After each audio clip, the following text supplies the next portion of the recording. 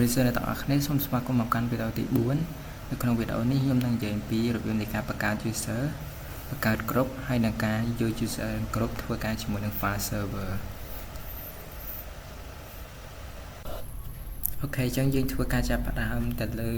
ការងារនេះទាំងអស់គ្នាអញ្ចឹងជាដំបូងខ្ញុំធ្វើការ set up នៅ tool មួយចំនួនចូលមកកាន់ console root អូខេអញ្ចឹងយើងនឹងធ្វើការយក add remove and snap in យើងនឹងធ្វើការជ្រើសរើសនៅsnap in ដែលយើងចង់ប្រើប្រាស់អូខេអញ្ចឹងខ្ញុំធ្វើការងារទៅលើ Active Directory User and Component និងធ្វើការងារតាក់ទងជាមួយនឹង Share Folder តាក់ទងជាមួយនឹង File Server យើងធ្វើការ add នៅ console root យើងយ៉ាងពីរអូខេអញ្ចឹងយើងបាន add ហើយកន្លែងហ្នឹងយើងក៏អាចមានប៊ូតុងក្នុងការ remove ដែរអូខេអញ្ចឹងយើងធ្វើការចុច OK យើងនឹងធ្វើការ save នៅMMC របស់យើងនៅលើ desktop ដែលមានឈ្មោះថា MMC យើងនឹងធ្វើការចុច save ហើយអញ្ចឹងនៅពេលយើងចុច save ទៅយើងនឹងឃើញ icon របស់វា load មកលើ desktop របស់យើងធ្វើការចុចភាសាទៀតយើងនឹងឃើញថាវា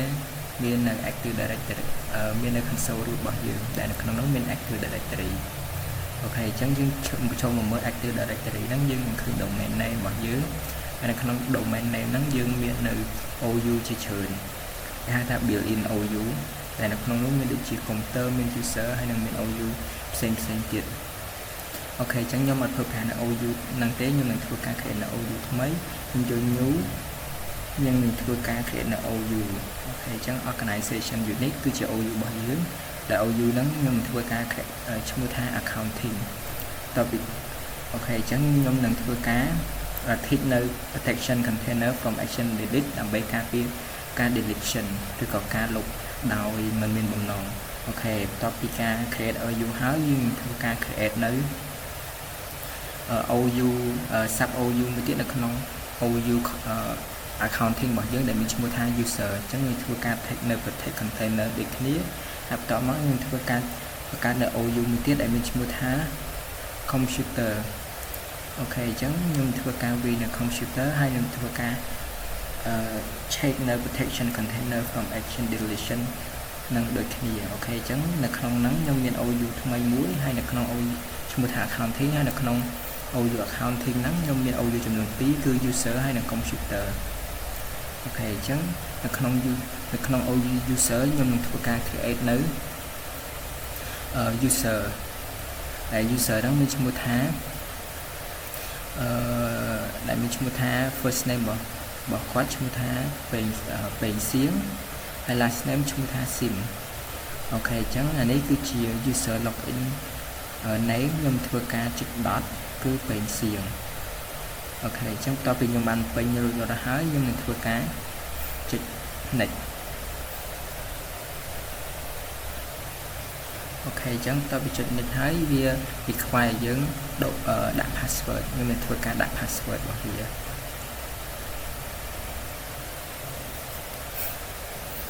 អូខេអញ្ចឹងយើងធ្វើការ confirm password នៃ user ហ្នឹងហើយនៅក្នុងហ្នឹងយើងនឹងឃើញ check box ចំនួន4ដែរនៅក្នុងនោះគឺ check box ទី1គឺមានន័យថានៅពេលដែលយើង log in យើងនឹងធ្វើការ change password check box ទី2គឺយើងមិនត្រូវការ change password ទេប៉ុន្តែយើងអាចយកទាំងពីរទេនៅពេលដែលយកទាំងពីរយើងនឹងឃើញ error អញ្ចឹងយើងយកតែមួយទៅសម្រាប់ user ឈ្មោះពេញសៀងយើងនឹងយកនៅពេលដែល log in ហើយយើងនឹងធ្វើការ change password អូខេនេះគឺជា error ទេគឺយើងមិនអាចដាក់password never expire នៅពេលដែលយើង log in ដោយមិនត្រូវការ password ទេអូខេអញ្ចឹងខ្ញុំនឹងធ្វើការបិទហើយនឹងធ្វើការជ្រើសរើសនៅការដូរ password បន្ទាប់ពី log in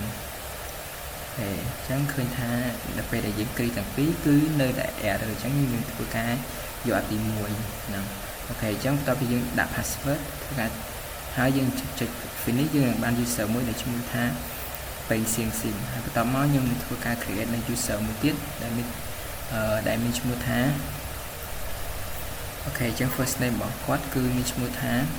Somali អូខេអញ្ចឹងខ្ញុំនឹងធ្វើការ type នៅឈ្មោះរបស់គាត់ឈ្មោះថា Somali អូខេហើយបន្ទាប់មក last name របស់គាត់ឈ្មោះ Sien អ ចឹងខ្ញុំធ្វើការ type នៅព័ត៌មានរបស់គាត់ចូលអូខេអញ្ចឹងចាំតិចសិន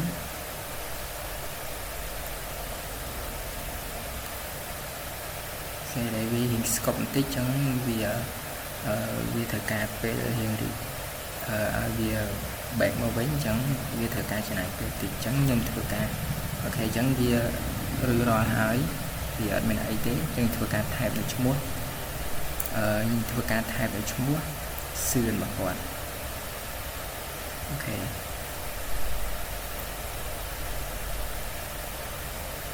អញ្ចឹងជាមួយ user login ខ្ញុំធ្វើការ user អូខេកន្លែងនេះខ្ញុំវាខុសទេខ្ញុំធ្វើការលុបឡើងវិញខ្ញុំ user name គឺដាក់ឈ្មោះថាuser login name គឺដាក់ឈ្មោះ Somali បន្តមកខ្ញុំធ្វើការចុច next ពេលនៅពេល review ហើយខ្ញុំធ្វើការចុច next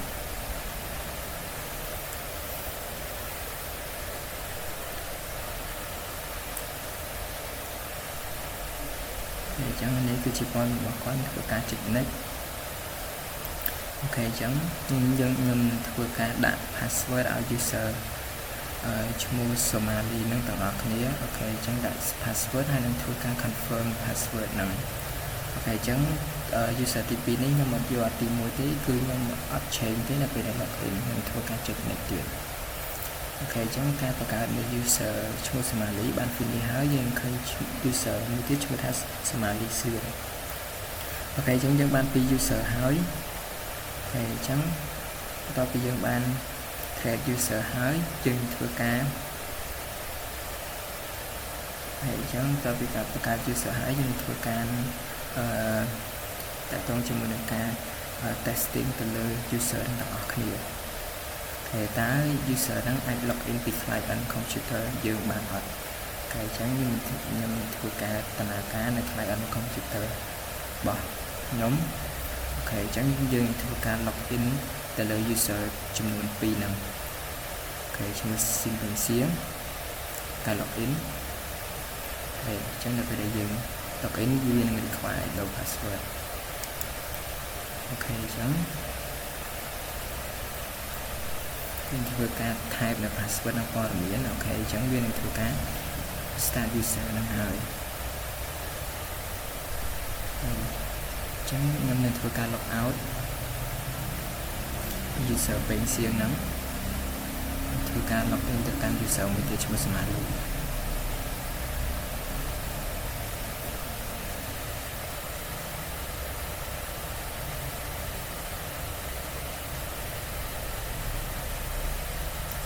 អូខេអញ្ចឹងអានេះគឺតាក់ទងជាមួយនឹងការបង្កើត user ហើយនឹងការ login ពី client computer ទៅកាន់ server computer គឺយើងគិតថាបានជោគជ័យហើយអូខេអញ្ចឹងជំហានបន្ទាប់យើងធ្វើការតាក់ទងជាមួយនឹងការ create នៅ group អូខេអញ្ចឹងយើងធ្វើការ create នៅ group តែ group ទី1ហ្នឹងមានឈ្មោះថាយើងធ្វើការឈ្មោះថា accounting admin ដែលខ្ញុំដាក់ឈ្មោះកាត់គឺ ACC admin អូខេអញ្ចឹងបន្ទាប់ពីខ្ញុំវាហើយយើងធ្វើការ default ធ្វើការចុច OK ហើយយើងធ្វើការ create នៅក្រុមមួយទៀតដែលមានឈ្មោះថាaccounting assistant អូខេអញ្ចឹង ACC AST អូខេយើងធ្វើការចុច OK អញ្ចឹងនៅក្នុងនេះគឺយើង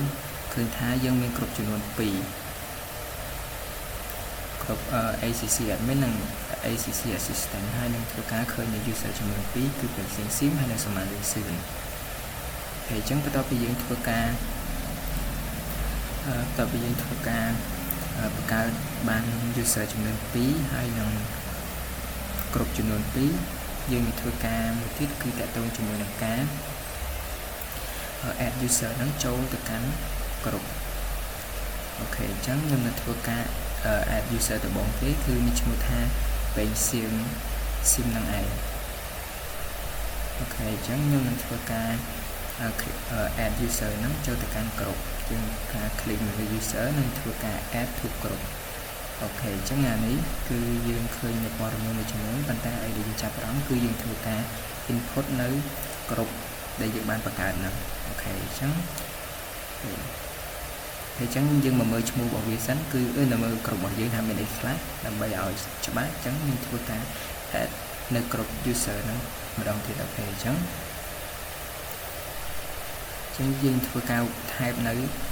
ក្រុមហ្នឹងអូខេអញ្ចឹងចំពោះ user ឈ្មោះ Simpansi ខ្ញុំនឹងដាក់ក្រុមនៅ account admin អូខេនៅពេលយើងវាយយើងចុច check យើងនឹងឃើញថា account admin ក្រុមរបស់យើងមានអូខេអញ្ចឹងបន្ទាប់ពីយើងចុច click add ហើយយើងនឹងឃើញថាការ add ក្រុមរបស់យើងទទួលបានជោគជ័យអញ្ចឹងយើងនឹងធ្វើការចុចមើល property នៅលើ account របស់យើងតើក្រុមរបស់យើងហ្នឹងមាន user ដែលបាន add ចូលអត់អូខេអញ្ចឹងយើងឃើញថាឈ្មោះពេញសៀងស៊ីមហ្នឹងបាន add ចូលទៅកាន់ក្រុម account admin ហើយអញ្ចឹងចំពោះ account assistant យើងមើលឃើញថាគឺអត់ទាន់មាន user ណា add ចូលទេអូខេអញ្ចឹងយើងនឹងធ្វើការ add នៅយើងនឹងធ្វើការមើលនៅ property ព័ត៌មានមួយចំនួនរបស់ user អូខេអញ្ចឹងដែលនៅក្នុងនេះគឺយើងឃើញថាuser របស់យើងស្ថិតនៅក្នុងក្រុម account admin អញ្ចឹងហើយនៅក្នុងនេះគឺយើងអាចកំណត់នៅព័ត៌មានមួយចំនួនឲ្យ user បានដែលនៅក្នុងនោះមានដូចជា log on hour ហើយមាន log on ហើយ log to on ហើយនៅក្នុងនេះគឺយើងអាចធ្វើការយើងធ្វើការនៅ add summary ហ្នឹងចូលទៅកាន់ក្រុម assistant ទាំងអស់គ្នាហើយអញ្ចឹងយើងធ្វើការ check ហើយអញ្ចឹងបន្ទាប់ពី check យើងធ្វើការចុច OK អញ្ចឹងការ add ក្រុម add user ឈ្មោះ summary ចូលទៅកាន់ account assistant គឺបានជោគហើយយើងជោគជ័យហើយយើងធ្វើការ property មើលទៅលើថាតើមានអត់អញ្ចឹងយើងឃើញថាមានអូខេអញ្ចឹងយើងមើលចុច property ដដែលគឺយើងឃើញថា member មានអូខេអញ្ចឹងនៅកន្លែងនេះគឺយើងអាចធ្វើការ add នៅ user ជាច្រើនទៀតចូលនៅក្នុងក្រុមនឹងបានគ្រាន់តែយើងចុច add នឹងឯងអូខេអញ្ចឹងឧទាហរណ៍បើសិនបើយើងចង់ add នៅ user មួយឈ្មោះ Simpansi ពេញសៀងយើងគ្រាន់តែចុច check ទៅយើងនឹងឃើញថាយើងមាន user ហ្នឹងយើងធ្វើការចុច add អញ្ចឹងបើខ្ញុំអត់ចុច add ទេខ្ញុំធ្វើការ close អូខេអញ្ចឹងយើងឃើញថាមានតែ user មួយទេឈ្មោះ Somali សៀងហើយអញ្ចឹងខ្ញុំនៅក្នុងក្រុមហ្នឹងខ្ញុំដាក់ឈ្មោះថាដាក់ឈ្មោះដែល user ក្រុម account assistant ដាក់ឈ្មោះថា Somali សៀងទេអូខេអញ្ចឹងនៅកន្លែងនេះគឺយើងឃើញ option ជាច្រើនយើងអាចធ្វើការ add នៅដូចបាននិយាយអញ្ចឹងគឺយើងធ្វើការ add នៅក្រុមទៅកាន់ user បានធ្វើការ reset password ធ្វើការ move ពី location មួយទៅកាន់ location មួយអូខេអញ្ចឹងនៅក្នុងនេះគឺ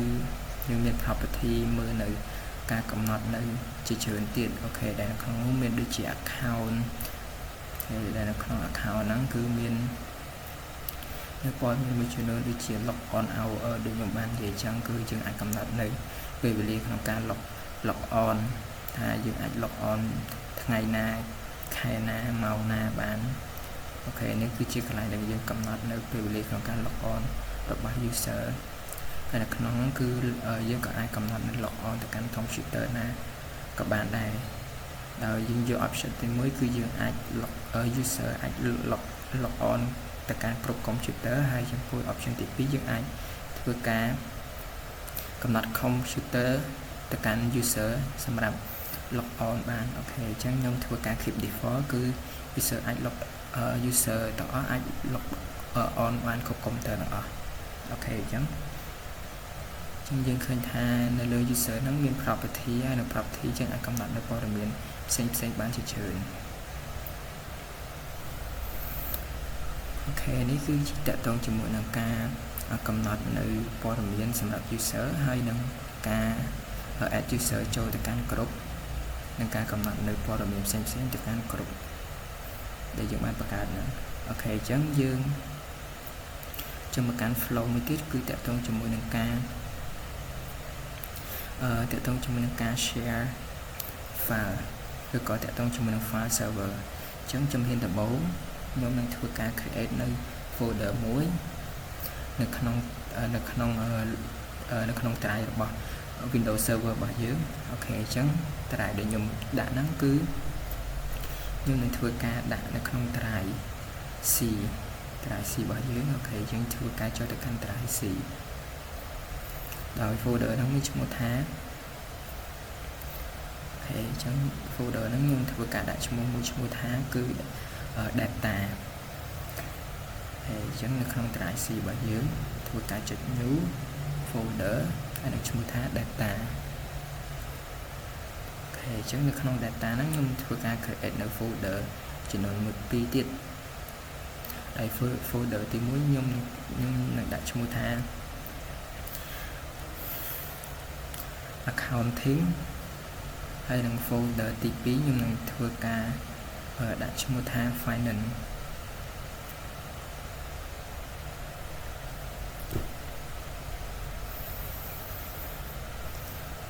អូខេអញ្ចឹងបន្ទាប់ពីយើងបង្កើត folder ហើយយើង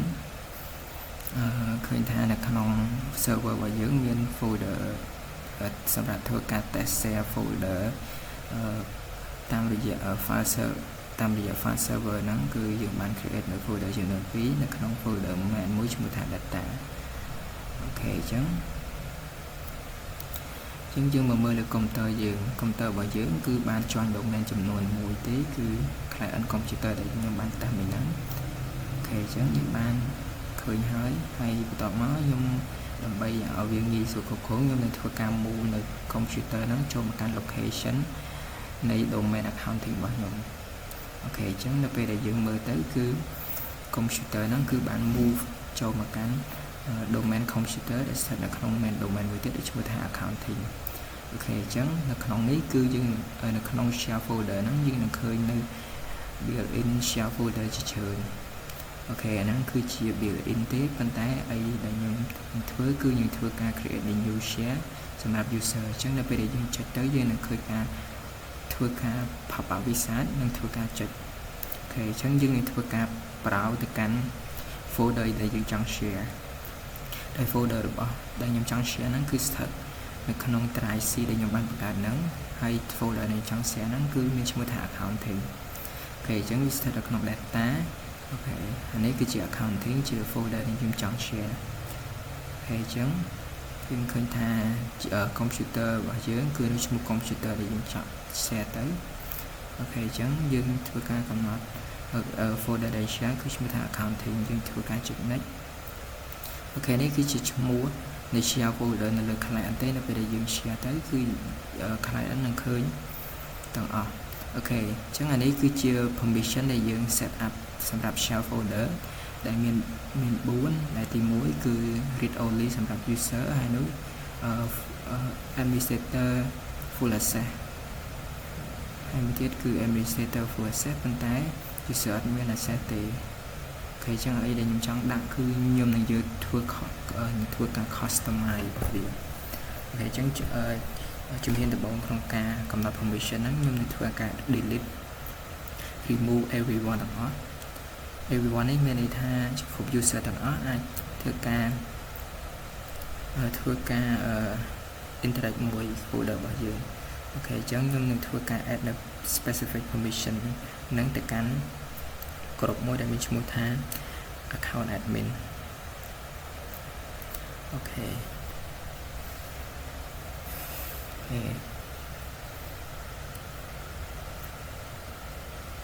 ចឹងយើងឃើញ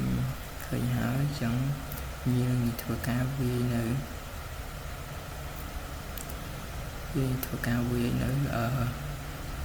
account admin ហើយចឹងយើងចាំមួយផ្លែដោយសារវា slow refresh ហើយចឹងយើងធ្វើការវាយនៅ account admin អូខេចឹងនៅពេលដែលយើងវាយទៅយើងធ្វើការចុច check យើងនឹងឃើញថាគ្រប់ហ្នឹង pop up ឡើងហើយចឹងយើងឃើញហើយយើងនឹងធ្វើការចុច OK ហើយចឹង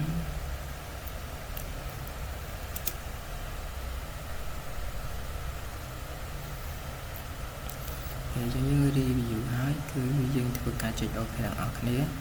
ចឹងបន្ទាប់ពីយើងធ្វើការ add នៅគ្រប់ឬក៏ user ចូលមកកាន់កន្លែងនេះហើយចឹងជំរាបបន្តមួយទៀតគឺយើងធ្វើការ set នៅ permission សម្រាប់គ្រប់ហ្នឹងគ្រប់ account admin ហ្នឹងអូខេចឹងខ្ញុំនឹងធ្វើការដូរពីគ្រប់ហ្នឹង read only ទៅកាន់ full control តែម្ដងដោយសារវាគឺជា admin ចឹងវាអាចធ្វើការ full control ទៅលើ folder ដែលបាន share ហ្នឹងអូខេចឹងខ្ញុំធ្វើការចុច full control និងចុច OK ហើយចឹងយើងធ្វើការចុច finish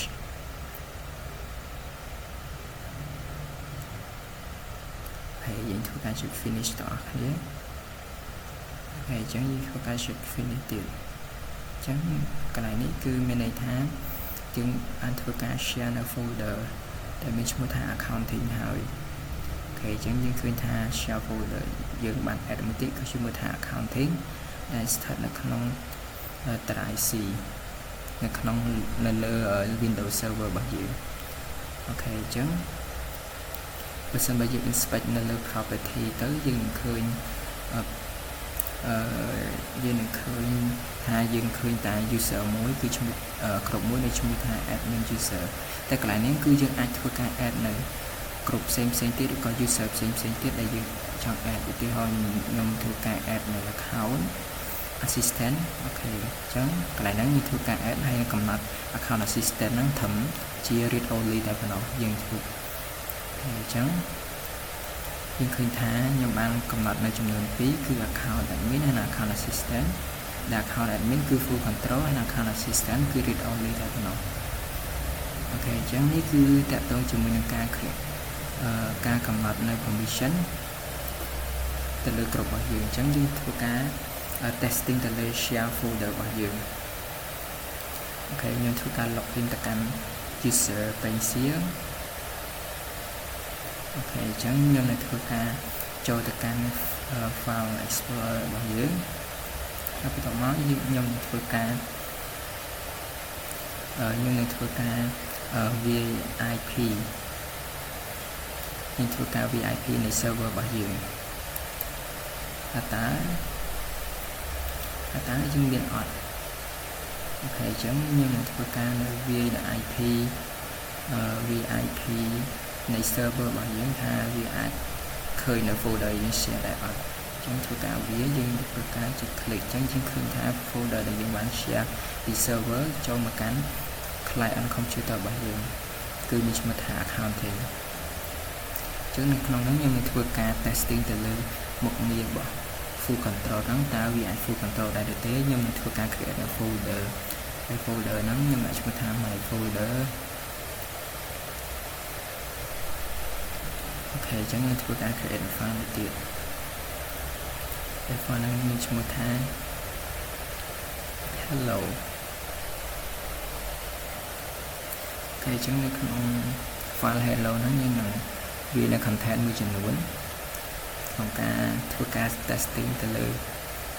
ការងារផ្សេងទៀតអូខេអញ្ចឹងខ្ញុំដាក់ឈ្មោះថា hello មហាវិទ្យាល័យពេញសៀង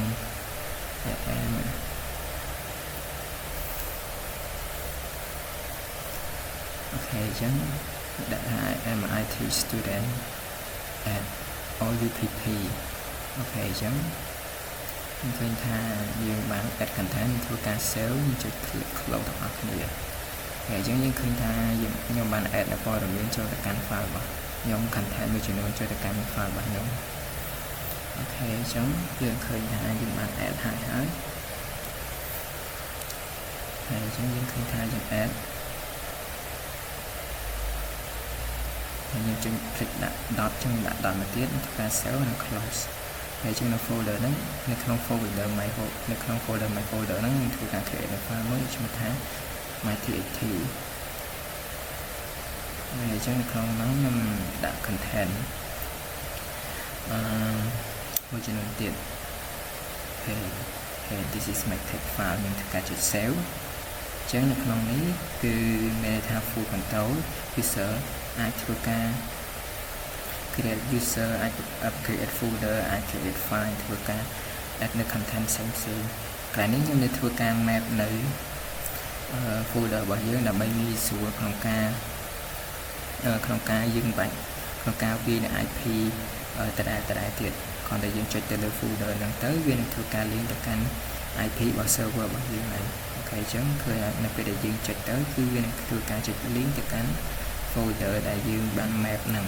ដែលយើង map ជាមួយនឹង server របស់យើងអូខេអញ្ចឹងយើងធ្វើការ testing ជាមួយនឹង user មួយទៀតដែលមានឈ្មោះថា Somali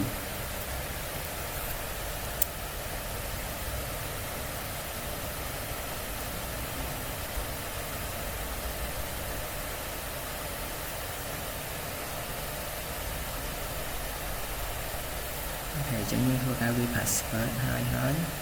ឃើញ login នេះគឺជា UI ដូចគ្នាទេដោយសារ client និង computer ដូចគ្នាអញ្ចឹងធ្វើការចុចទៅកាន់ file explorer និងវាយទៅកាន់ IP នៃserver របស់យើងហើយអញ្ចឹង IP ដូចគ្នាទេដោយសារ server តែមួយជាងនឹងឃើញថា share folder មកកាន់ user នឹងដូចគ្នាប៉ុន្តែ user តែពីរ set permission ខុសគ្នាអញ្ចឹងយើងធ្វើការ test ទៅលើ permission នឹងទាំងអស់គ្នាធ្វើការលុបអាហ្នឹងធ្វើការលុបនៅ content ដែលយើងបាន create ពី user ដំបូងហ្នឹងធ្វើការចុច save អញ្ចឹងកន្លែងនេះគាត់ជា alert ទេប៉ុន្តែយើងធ្វើការចុច testing មួយទៀតហើយយើងធ្វើការ testing ហើយតាមរយៈការ save file ថាតើយើងអាចធ្វើការអត់អាចធ្វើការ edit អត់ឬក៏ create អត់អញ្ចឹងកន្លែងនេះយើងឃើញថាយើងអត់មានសិទ្ធិក្នុងការធ្វើការ edit ឬក៏ក្នុងការ save នៅ file ថ្មីបានទេអូខេដោយសារ permission របស់ Somali បានត្រឹម read only តែប៉ុណ្ណោះអូខេអញ្ចឹងក្នុងហ្នឹងដូចគ្នាខ្ញុំ delete បានអត់គឺអូខេអញ្ចឹងនៅកន្លែងហ្នឹងគឺមានន័យថាក៏អត់អាច delete បានដែរអញ្ចឹងដោយសារ permission របស់យើងគឺត្រឹមតែ read only ហ្នឹងអូខេអញ្ចឹងនេះគឺជាការ testing ជាមួយនឹង user Somali ដែលមានសិទ្ធិក្នុងការ read only ទៅលើ share folder ហើយអញ្ចឹងយើងធ្វើការ map នៅ drive ដូចគ្នាដើម្បីងាយស្រួលក្នុងការ click ថ្ងៃក្រោយឬក៏ testing ពេលក្រោយនេះគឺជាការងារតាក់ទងជាមួយនឹងការ share folder របស់ខ្ញុំគឺតាក់ទងជាមួយនឹងការធ្វើការជាមួយនឹង file server អូខេអញ្ចឹងយើងឃើញហើយអូខេនេះគឺជាដំណើរការក្នុងការ share folder ពី Windows Server របស់យើងមកកាន់ client របស់យើងអញ្ចឹងយើងឃើញថាការ testing ជាមួយនឹង user ទាំងពីរដែលយើងបាន create ហ្នឹងទទួលបានជោគជ័យហើយតាក់ទងជាមួយនឹងការ share នៅ folder ទៅកាន់ client user ឬ client computer អញ្ចឹងជំហានមួយទៀតខ្ញុំនឹងធ្វើការ testing នៅរបៀបថ្មីរបៀបទី2ក្នុងការ share នៅ folder មួយគ្នាដោយយើងនឹងធ្វើការតាក់ទងជាមួយនឹង file and storage ហើយអញ្ចឹងយើងចុចលើវាទៅយើងធ្វើការ share ហើយអញ្ចឹងយើងឃើញថា accounting គឺជា folder យើងបាន share ជាមួយនឹងវិធីមុនអូខេអញ្ចឹងយើងធ្វើការធ្វើវិធីទី2ដែល share តាមរយៈនៅ advanced way របស់យើងអូខេយើងធ្វើការប្រោទៅកាន់អរគ្នាអូខេអញ្ចឹងអីដែលខ្ញុំ share ហ្នឹងគឺខ្ញុំ share តា folder ធំមួយគេមានឈ្មោះថាdata មូលហេតុដែលខ្ញុំចង់ data ខ្ញុំចង់ test នៅ permission តាក់ទងជាមួយនឹងប្រសិនបើ user អត់មានសិទ្ធិទេគឺมันអាចមើលឃើញនៅ folder ហ្នឹងបានឡើយអូខេអញ្ចឹងបានចុចដេញហើយអូខេខ្ញុំធ្វើការ create គឺខ្ញុំបានកំណត់នៅ permission កំណត់នៅការកំណត់មួយគឺនៅពេលដែល user អត់មាន permission ទេគឺมันអាចមើលឃើញនៅ folder ដែលមានទេអូខេអញ្ចឹងយើងធ្វើការ testing ទាំងអស់គ្នាអូខេអញ្ចឹងលើកទី1ក្នុងការ testing ហ្នឹងគឺយើងនឹងឃើញថាយើងនឹងឃើញ share folder ដែលមានឈ្មោះ data របស់យើងតែនៅក្នុងនោះយើងនឹងឃើញ folder ចំនួន2ហើយមូលហេតុអីបានយើងឃើញ folder ចំនួន2ដោយបើយើងបាន set ការកំណត់ថាឲ្យឃើញហើយគឺមូលហេតុគឺយើងដំណើរការក្នុងការកំណត់ហ្នឹងគឺអត់ទាន់បានជោគជ័យទេអូខេអញ្ចឹង user Somali ហ្នឹងក៏ដូចគ្នាដែរគឺយើងនឹងឃើញ folder ចំនួន2 ដែល folder ទី1គឺ user ទាំងពីរមាន permission អាចមើលឃើញបានប៉ុន្តែ folder ទី2ហ្នឹងគឺ user អត់មាន permission ទេប៉ុន្តែនៅតែអាចមើលឃើញបានមូលហេតុដែលយើងនៅតែមើលឃើញបានហ្នឹងគឺដោយសារតែយើងអត់ទាន់បានកំណត់នៅគោលការណ៍ក្នុងការ set នៅវាហ្នឹងបានអស់ទេអញ្ចឹងខ្ញុំធ្វើការ set ពី server មួយទៀតពីកន្លែងមួយទៀតគឺស្ថិតនៅក្នុង drive យើងតែម្ដងអូខេអញ្ចឹងចូលទៅកាន់ drive C ហើយចូលទៅក្នុង folder ខ្ញុំនឹងធ្វើការយក property ស្ថិតនៅលើ folder មួយនៅលើ folder ឈ្មោះ finance មូលហេតុដែលខ្ញុំតែមួយ finance ដោយសារuser មានសិទ្ធិទៅលើ finance ទេអញ្ចឹងមានន័យថានៅពេលដែលយើង set ទៅ user មិនអាចឃើញ folder finance ទេអូខេអញ្ចឹងខ្ញុំធ្វើការចុចនៅអូខេអញ្ចឹងធ្វើការចុចនៅហើយខ្ញុំធ្វើការ enable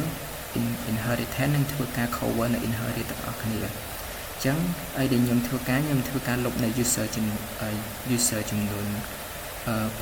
permission entry ចំនួន2អូខេអញ្ចឹងខ្ញុំធ្វើការលុបចំនួន2ហ្នឹងហើយបន្ទាប់ពីការលុបpermission entry ចំនួន2ខ្ញុំធ្វើការចុច apply អញ្ចឹងខ្ញុំធ្វើការចុច apply ហើយអញ្ចឹងធ្វើការចុច apply ភាសាទៀតដោយសារខ្ញុំចុចកណ្ដាលអូខេអញ្ចឹងធ្វើការចុច OK អូខេអញ្ចឹងធ្វើការចុច OK ទៀតអញ្ចឹងយើងជាធ្វើការ testing យើងធ្វើការ testing ទាំងអស់គ្នាតើ client របស់យើងនៅតែឃើញ finance នឹងទៀតអត់អញ្ចឹងធ្វើការ testing ទៅលើ server ទៅលើ client របស់យើងអូខេអញ្ចឹងយើងចូលមកកាន់ data អញ្ចឹងយើងឃើញថាយើងអត់ឃើញ folder finance ទេដែល user កំពុង log in ហ្នឹងអត់មាន permission នៅលើវាអញ្ចឹងយើងអត់មានឃើញថាអត់ឃើញ folder finance ទេអញ្ចឹងយើងធ្វើការ test ទៅលើ page seeing user ទាំងអស់គ្នាដែលអត់មានសិទ្ធិដូចទៅនឹង Somali នឹងដែរអូខេអញ្ចឹងយើងធ្វើការ testing ហើយយើងចូល file explorer ហើយនឹងធ្វើការ testing ទៅលើ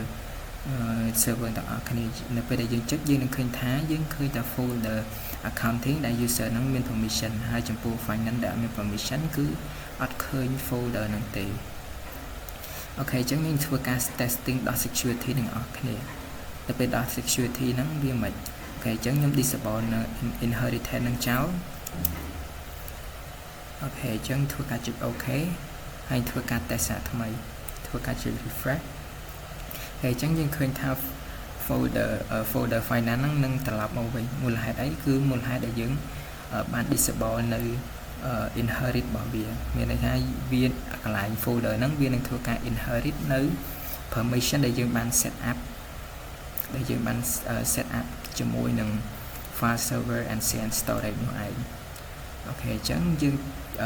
ការ demo តាក់ទងជាមួយនឹងវិធីទី2ក្នុងការ share folder មានតែប៉ុណ្្នឹងទេសូមអរគុណហើយចំពោះវីដេអូនេះគឺមានតែប៉ុណ្្នឹងទេអូខេអញ្ចឹងសូមអរគុណសម្រាប់ចំណាយពេលក្នុងការទស្សនាវីដេអូរបស់ខ្ញុំសូមអរគុណ